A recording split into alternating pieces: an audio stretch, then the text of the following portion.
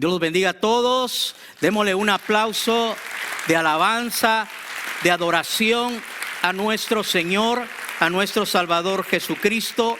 Queremos saludar no solo a todos los que están aquí, sino a los que nos están viendo a través de las redes o nos ven eventualmente a través de todos los medios posibles. Esta es la iglesia Ciudad en lo Alto, la iglesia que está a la par del Freeway 14, a la altura de Sand Canyon, en el Valle de Santa Clarita. Queremos comenzar hoy una serie que va a durar el resto del mes de noviembre, o sea, son 3 predicaciones y tienen que ver con gratitud y tienen que ver con la esencia de lo que es este mes.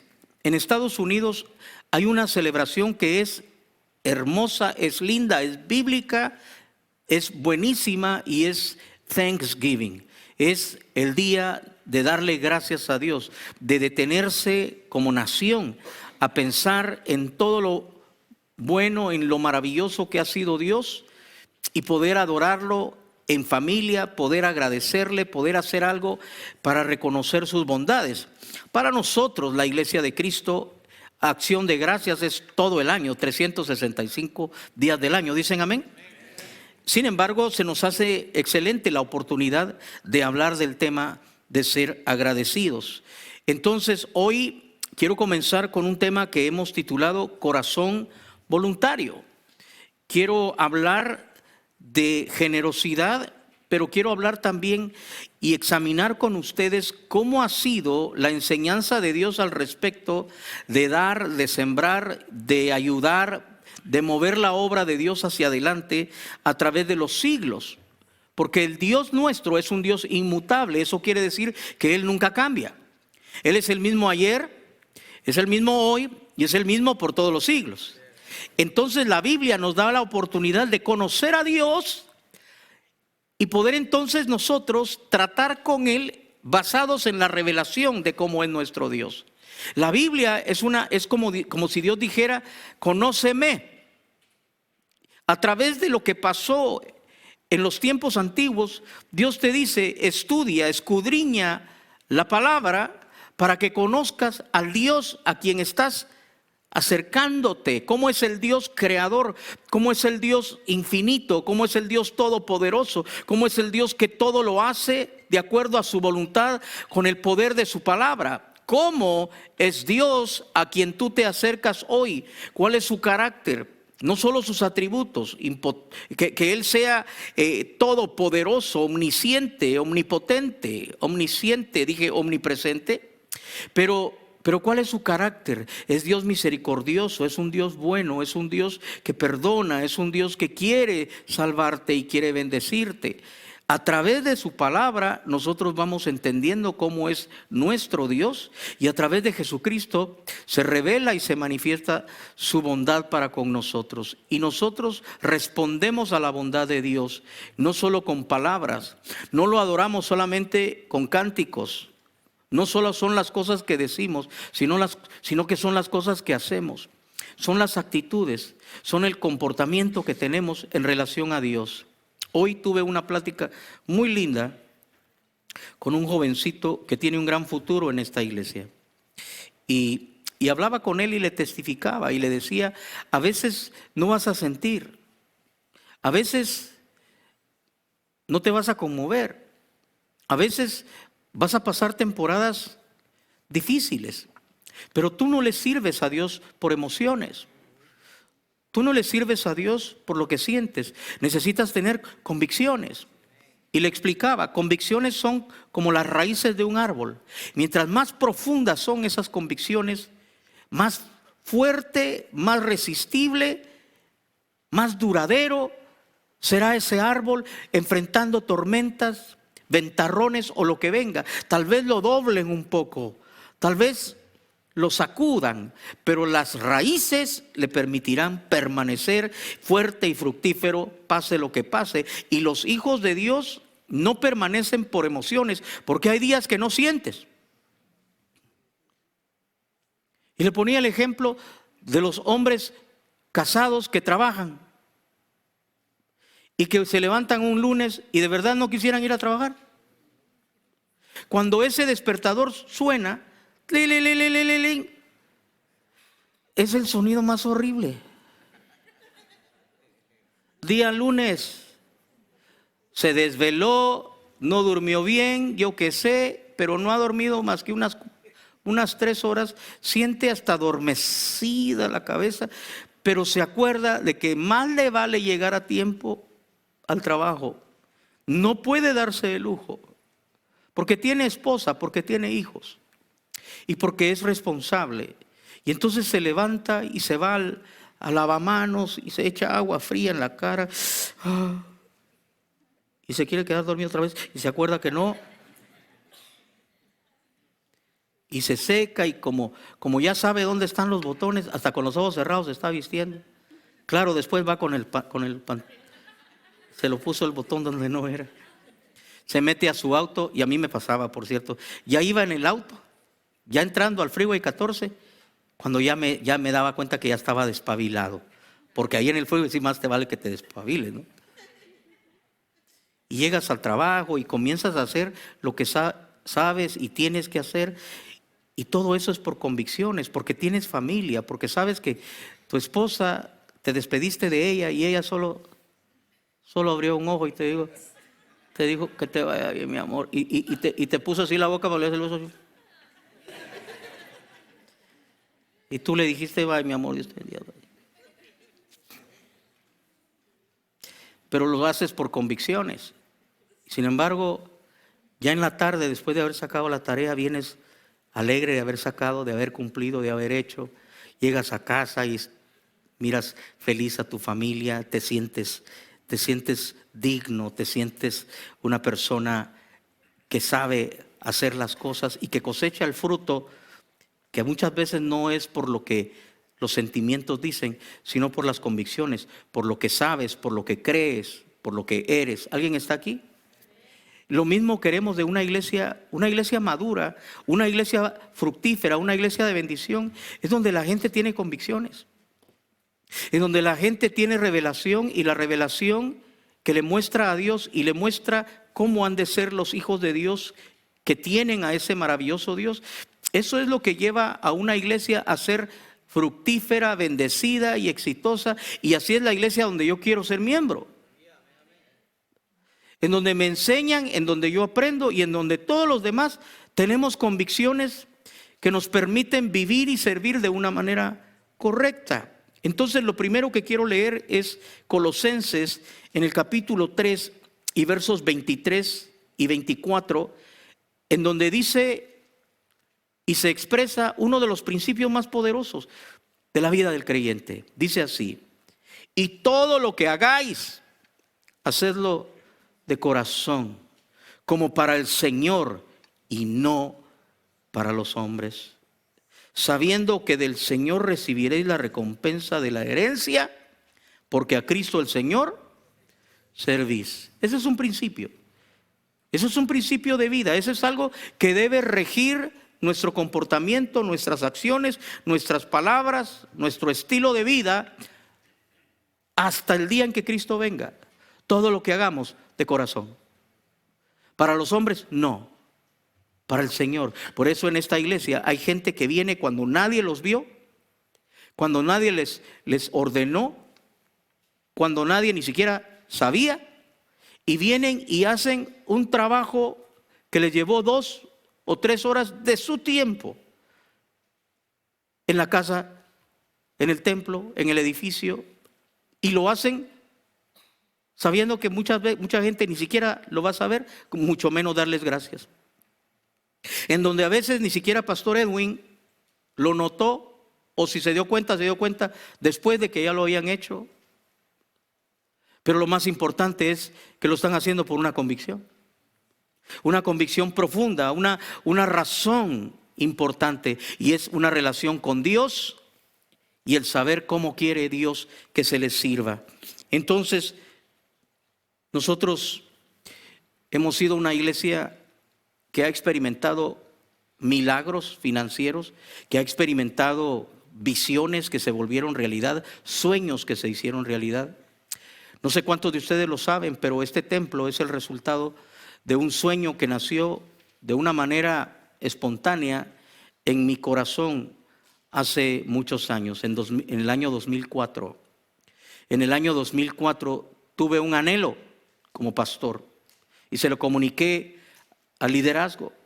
Y el anhelo era que Dios nos permitiera un día construir un templo donde pudiéramos venir, adorarlo, servirlo, tener comunión unos con otros y que no nos estuvieran sacando, que no nos estuvieran condicionando cuánto tiempo podíamos estar, a qué hora nos teníamos que ir.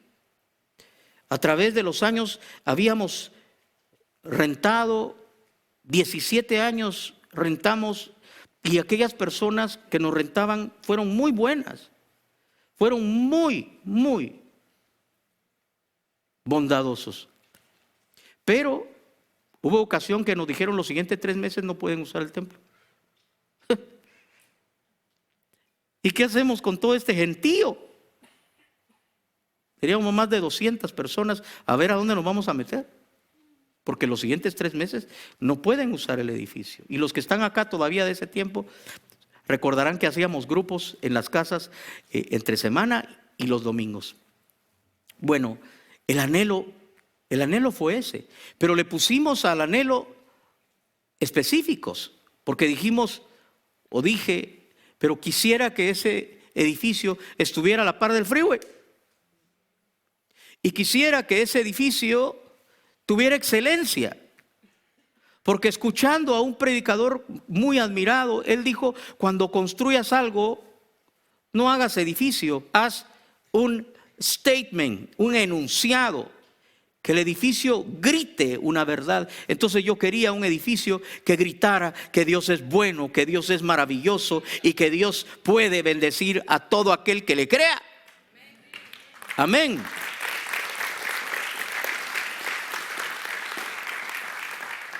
Ahora, el problema es que después de 10 años pagando rentas muy altas, habíamos ahorrado con mucho esfuerzo $17,000.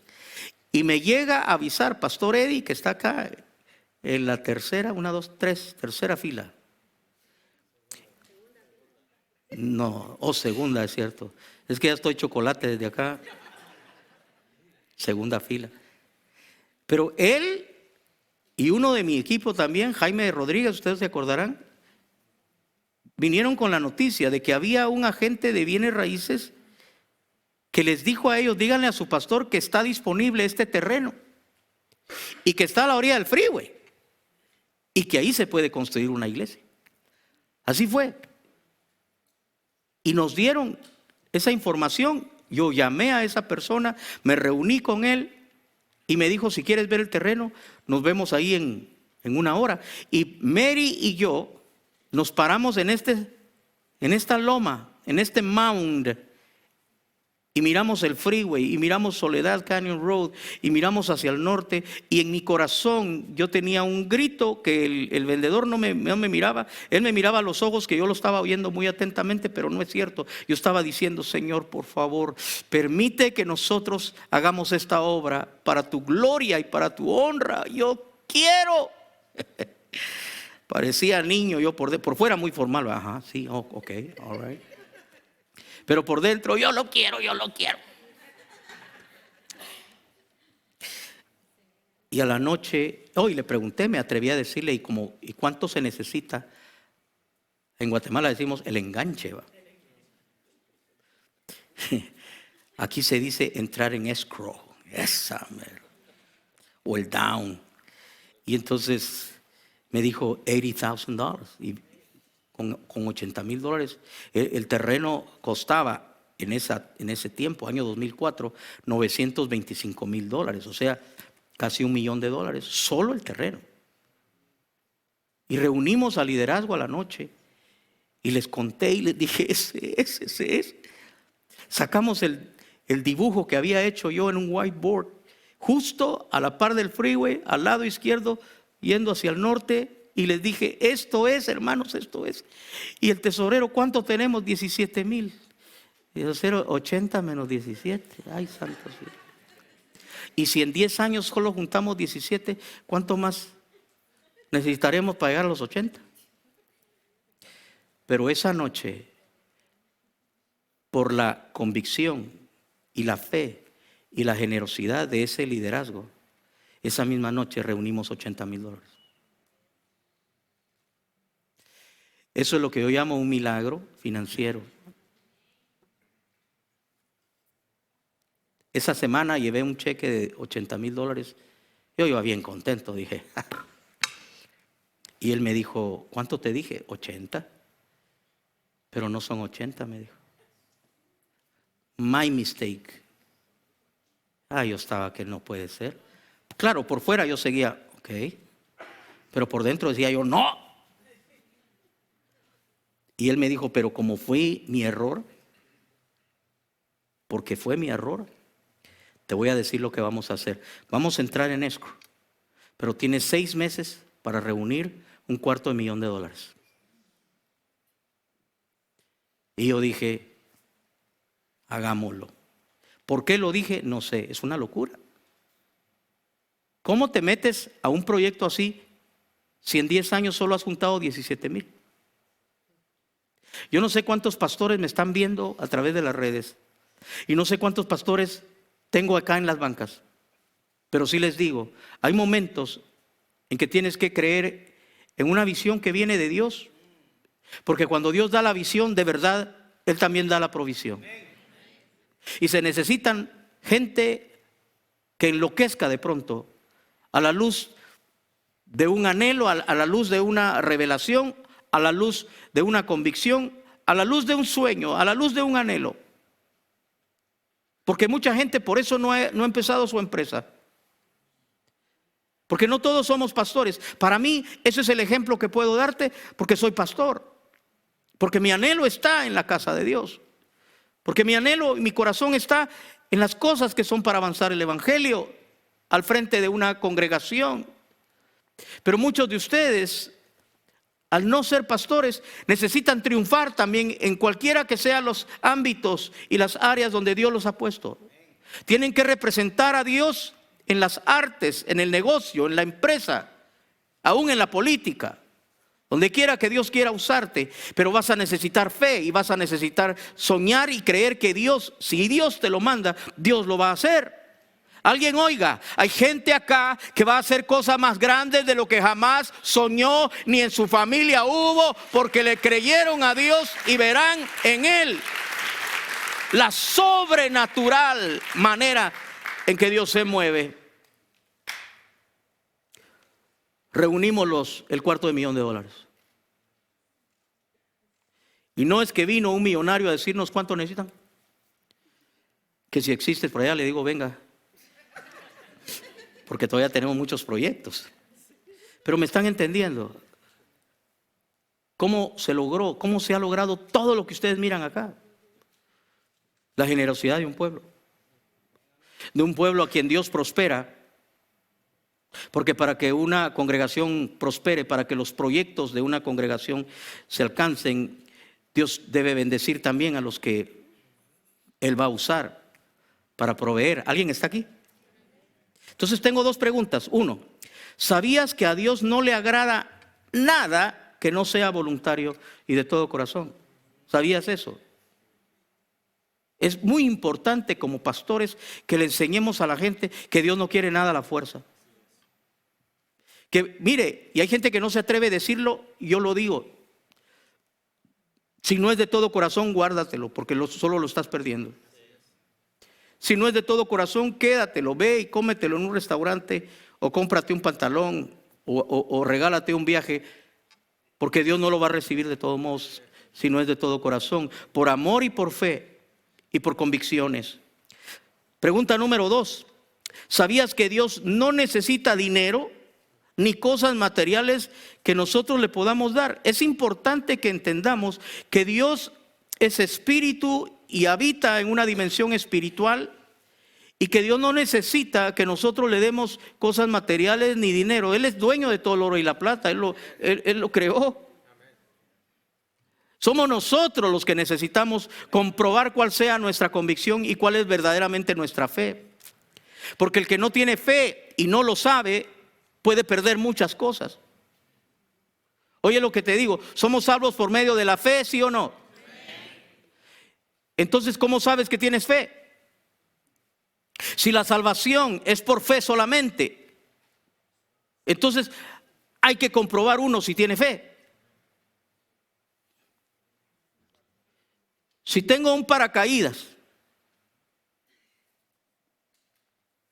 y esto es un precipicio, yo lo he visto en videos de gente atrevida que se lanzan desde una montaña al abismo con una cosita amarrada a la espalda, que ojalá no sea la mochila y se confundió, porque cuando le jale la pita solo se van a salir los sándwiches que habían en la mochila. Pero cuando esa persona se tira, ¿está teniendo fe en qué? En el paracaídas. Y los hijos de Dios que no saben si tienen fe. Porque el que no le cree a Dios en las cosas como las ofrendas, los diezmos y cosas como esas, la única razón es no tiene fe. Porque el que tiene fe no duda de las promesas de Dios ni de su enseñanza. Si Dios lo dijo, es verdad. Pero la falta de fe dice no, y hasta se pelea. Y hasta se pone a grabar videos que sube a YouTube combatiendo. Es que esos pastores que piden, pues salte de ahí si te piden y te cae mal. Pero eso no quita que no tenés fe. Hay gente que tiene años de no ir a la iglesia y dice que son cristianos. Pues sí, pero si son verdaderamente cristianos y si verdaderamente son iglesia, entonces tienen años de estarle robando a Dios. Porque eso dice su palabra. Pero nosotros queremos aprender qué es generosidad. Entonces hay dos verdades que quiero dejar sentadas. Número uno, Dios nos pide que comprobemos si de verdad le creemos y tenemos fe para ser bendecidos y salvos. Yo no soy el que debe comprobar tu fe. Ni tu líder de célula, ni el director de tu departamento es llamado a comprobar si tenés fe. Él no puede decir tenés o no tenés, porque se puede equivocar. Pero a ti y a mí sí nos conviene nosotros mismos saber si tenemos o no tenemos fe. Y que pasemos o no pasemos la prueba. Y ahí está en su palabra, lo vamos a ver en unos minutos. Verdad número 2. Dios nos ha entregado a nosotros su iglesia. O sea, nos ha entregado a nosotros su iglesia, que hagamos la obra del evangelio y avancemos su reino. Le voy a decir esto. ¿Nosotros somos la iglesia de Cristo, sí o no? Ok. ¿Y a quién le dio Dios la responsabilidad de llevar el evangelio a todo el mundo? A su iglesia. Y yo soy su iglesia. Y tú eres su iglesia. ¿A quién le dejó el Señor la responsabilidad de predicar el evangelio, de ganar las almas, de discipularlos, de bendecir a las naciones mientras dure esta dispensación de la gracia? Se lo dejó a su iglesia y nosotros somos su iglesia. Entonces conocí a un ministro que está bien equivocado hasta el día de hoy. Es de esos ministros que andan enseñando lo que ellos no viven. Se dedican a visitar cualquier cantidad de iglesias para llevarles seminarios de cómo hacer crecer sus iglesias, pero ellos nunca crecieron una. Ya conmigo, Yo creo que los pastores debemos ser más cuidadosos y pedirle credenciales a la gente que viene a enseñarnos para ver si primero lo han demostrado. No sé si me va a entender, por favor, no quiero ofender a nadie, pero no le queda bien al gordo andar vendiendo píldoras para adelgazar. Por eso yo no las vendo. Ni le queda bien al calvo andar vendiendo el shampoo que hace crecer el pelo. Estoy poniendo ejemplos, que si esto es bueno, demuéstramelo tú. Entonces, hay ministros que en estos días he tenido un estira y encoge con ministerios que para darle credenciales a los pastores que quieren comenzar, tienen que llegar a cierto número de miembros. Tienen que llegar a cierto número y condiciones, y si no, no le dan credenciales y los detienen. Y yo digo, está bien, pero que el que anda demandando esto haya demostrado plenamente que merece ese papel a la luz del crecimiento de su propio ministerio. No sé si me están entendiendo, pero uno de estos recorre el mundo enseñando cómo tener iglesias fructíferas, pero una de las cosas que enseña es de que él no cree que las iglesias deben hacer edificios. Está en contra que las iglesias construyan templos y se aferra a ello. Él dice que hay que evangelizar y hay que hacer discípulos y hay que ganar comunidades y hay que ganar naciones, pero no hay que hacer edificios. Pero me lo trajeron aquí y anduve con él y le expliqué cómo es el proceso. Y le dije, tú puedes comenzar sin un templo, tú puedes comenzar sin un edificio, eso es cierto. Pero va a llegar el momento en que vas a ganar muchas almas. Y va a llegar el momento que los casados, los solteros, los ancianos, los niños necesitan un lugar donde congregarse, donde esa comunidad pueda servir, porque no es solamente de ganar las almas, hay que disipularlas. Y a los solteros hay que enseñarle, y a las solteras hay que enseñarlas. Solteros, cuídense de la mujer bonita, pero que por dentro es una araña peluda.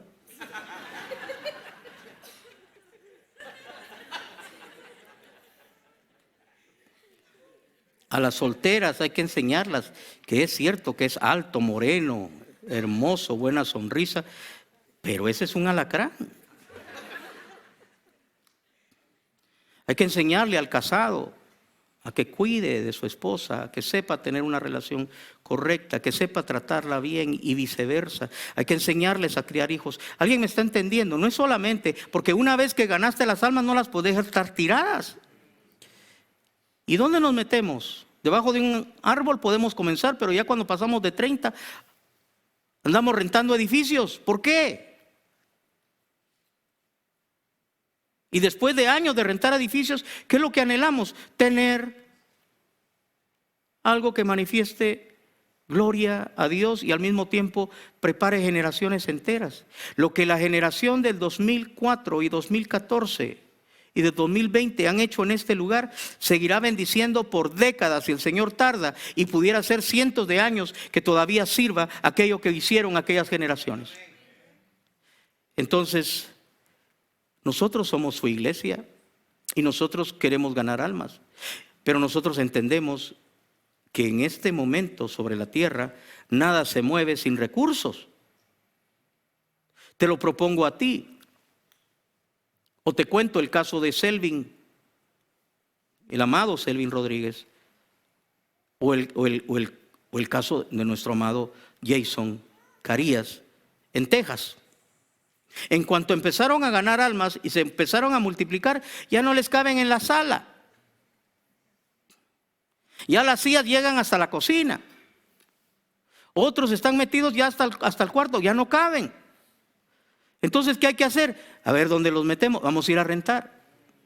Ahorita Jason está pagando $1,700 de renta. Y le digo, ¿y más o menos cuánto ingresa ahorita a tu congregación? Aproximadamente $1,700, me dijo. O sea, todo se te va a pagar renta. Y lo llamaron los de la denominación a decirle que dónde están sus aportes. Y me dijo, ¿pero de dónde saco si todo se me va en la renta? Le dije, exactamente. Hasta que tú no tratas de abrir obra, no descubres la importancia de ese tema que Dios trata. Porque Dios, yo les pregunto algo, ¿Dios pudiera hacer que amanezca un fajo de billetes sobre tu mesa o sobre tu escritorio cada mes, sí o no? ¿Pudiera Dios hacer algo así? ¿Por qué no lo hace? Porque esa responsabilidad se le dejó a su iglesia. Ustedes vayan, ustedes sacrifiquen y enseñen a que cada uno de los miembros del cuerpo de Cristo amen al prójimo de tal manera que sacrifiquen también para que a aquel también le llegue el evangelio. Que haya sala cuna para que cuiden a los niños y no estén llorando adentro del templo. Mire la belleza de tener sala cuna. Oiga esto.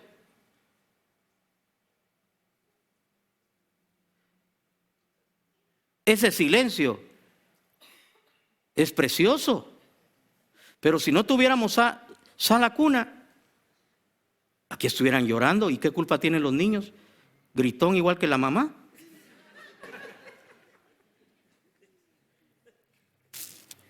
¿Cuántos están entendiendo? El gobernador no va a financiar las iglesias, ellos quisieran cerrarlas. El presidente, él prefiere irle a dar billones a la guerra de Ucrania, a darle billones a las guerras, a fabricar nuevas armas, a donarle dinero a organizaciones pro aborto, a donarle dinero a organizaciones pro homosexuales. Pero si tú como pastor llegas y le dices, fíjate que quiero construir un templo, ¿cómo cuánto me van a donar? Nada. Eso lo tienen que hacer los cristianos. Eso lo tienen que hacer los hijos de Dios. Y así lo estableció Dios. Vamos a la palabra Éxodo 25, 1 en adelante. ¿Todavía están conmigo? Yo soy la iglesia. Y yo soy bendecido. Y yo veo la gloria de Dios. Y yo vivo a la luz de sus bendiciones y a la luz de los principios que Él ha enseñado. Bendito Dios que me ha permitido sembrar, sacrificar y hacer todo lo que hemos hecho para su gloria. Éxodo 25:1 dice: Jehová habló a Moisés diciendo: di a los hijos de Israel que tomen para mí ofrenda de todo varón que la diere de su voluntad, de corazón tomaréis mi ofrenda. Quiero que noten eso. Es el Dios de ayer, de hoy y de todos los siglos. Él no ha cambiado. Quiero que tomes ofrenda, pero que venga de todo varón que la diere de su voluntad, de corazón tomaréis mi ofrenda. Y luego dice: y esta es la ofrenda que tomaréis de ellos: oro, plata, cobre, azul, púrpura, carmesí, lino fino, pelo de cabras, pieles de carneros teñidas de rojo, pieles de tejones, madera de acacia, aceite para el alumbrado, especias para el aceite de la unción y para el incienso aromático, piedras de onis, piedras de engaste para el efod y para el pectoral. Y harán un santuario. ¿Y harán un qué? Harán un santuario para mí y habitaré en medio de ellos, conforme a todo lo que yo te muestre. El diseño del tabernáculo y el diseño de todos sus utensilios, así lo haréis. Dios no habita en casa hecha de manos. Dios no habita en edificios de piedra. Pero Dios quería darles la oportunidad de tener un lugar donde hacerle culto a Él. Y dijo Él: y yo descenderé y mi presencia va a estar ahí. Pero Dios no hizo que apareciera el tabernáculo. No, Dios les dijo: traigan y háganlo.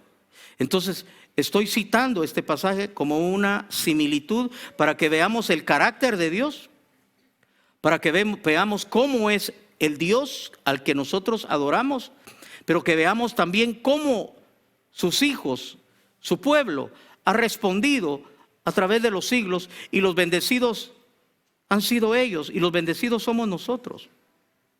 Porque un pueblo generoso, un pueblo que hace las cosas para bendecir a otros y para bendecir a otras generaciones, es un pueblo bendecido, porque todos nos vamos a morir. Yo sé que a veces les doy malas noticias. Dígale al vecino que dijo Pastor Edwin que todos nos vamos a morir. Lo único es que no sabemos quién va primero, ¿verdad? Y a mí me gusta pensar en eso y decir: imagínate que Dios nos dijera: pónganse en fila para que sepan quién va primero. Así como somos de curiosos nosotros, estaríamos así mirando. Y otro pasito para adelante, ¿verdad? Porque la fila va corriendo. Pero no es así. Nosotros no sabemos quién. Voltea a ver al vecino y dile: no te vayas luego.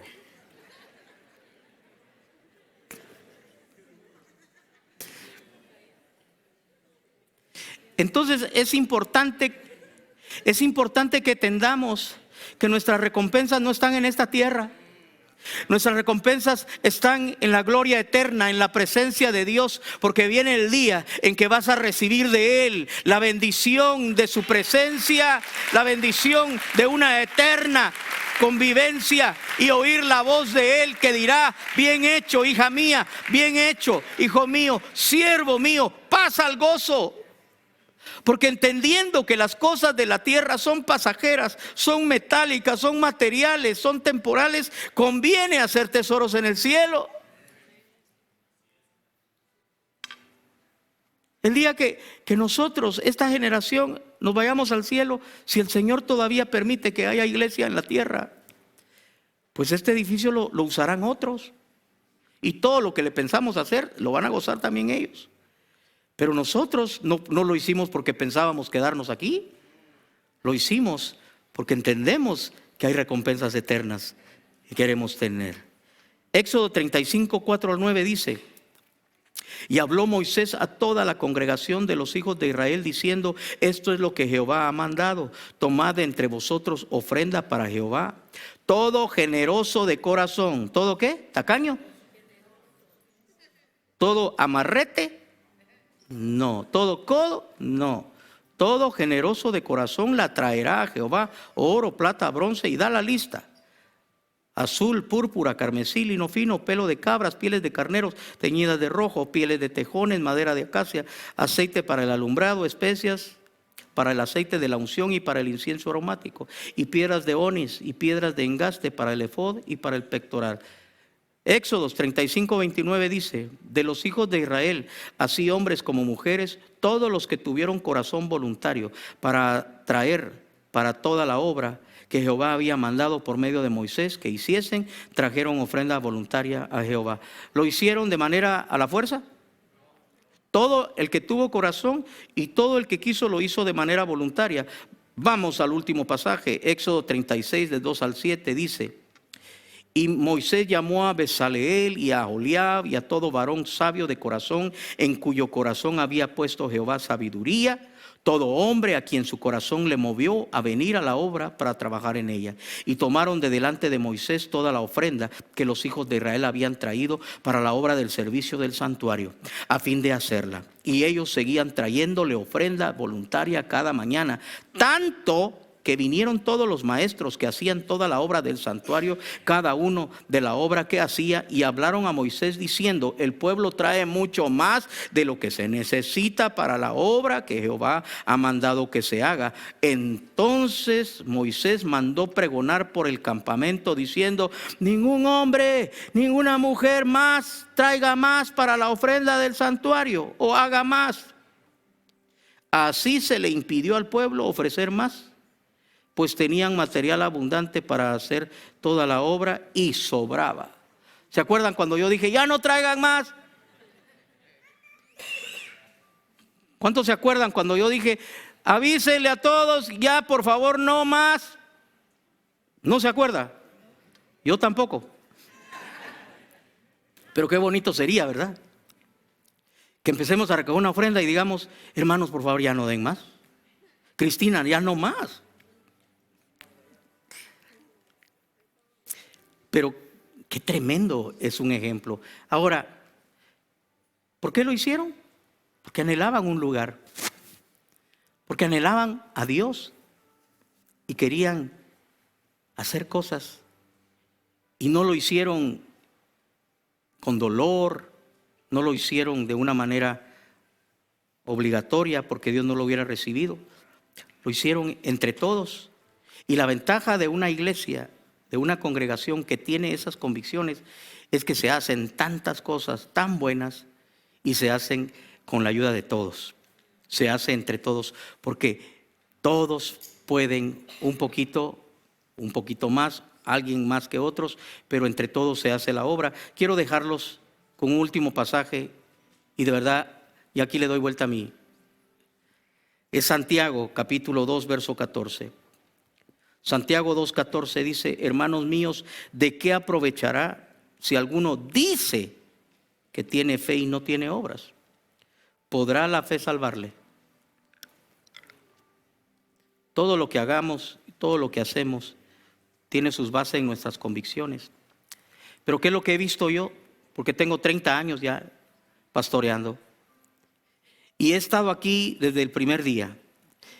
El único tal vez que puede decir yo estuve en el primer culto, a menos que haya alguno más acá, soy yo. Yo estuve el primer día. Yo me acuerdo de lo que se llevó o lo que se hizo preparándonos para ese primer culto, un 4 de agosto de 1994. ¿Y quiénes éramos? Todos mexicanos. La obra aquí comenzó con solo mexicanos. Todos eran mexicanos excepto Mary y yo. Gente de Nayarit, gente de Michoacán, gente de Durango, haciendo aquellos cultos. Pero una de las características fue la palabra. Vamos a vivir a la luz de las convicciones. Y la iglesia comenzó a multiplicarse en números. Empezó a expandirse. Pasamos de un salón a ocupar un templo.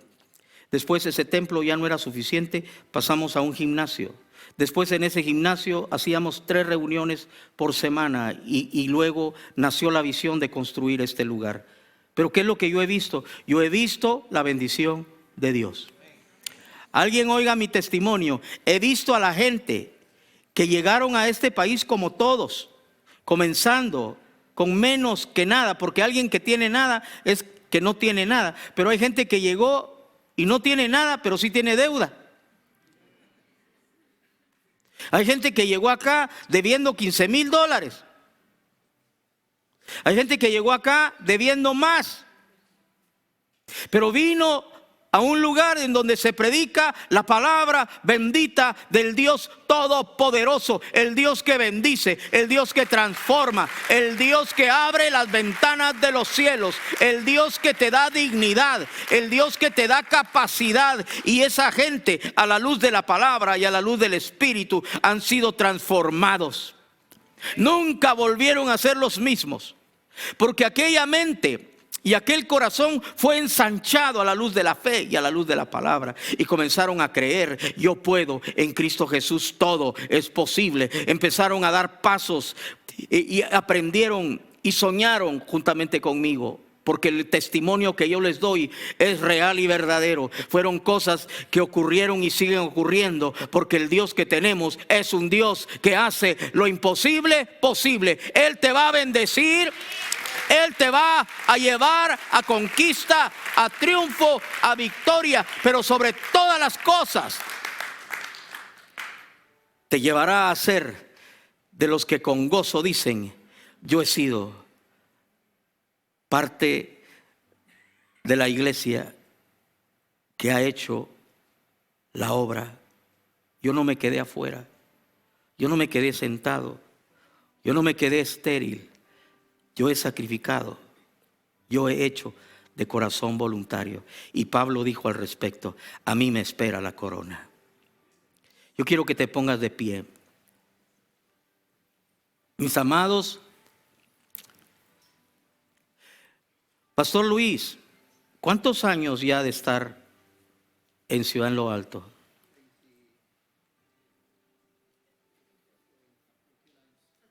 21 años.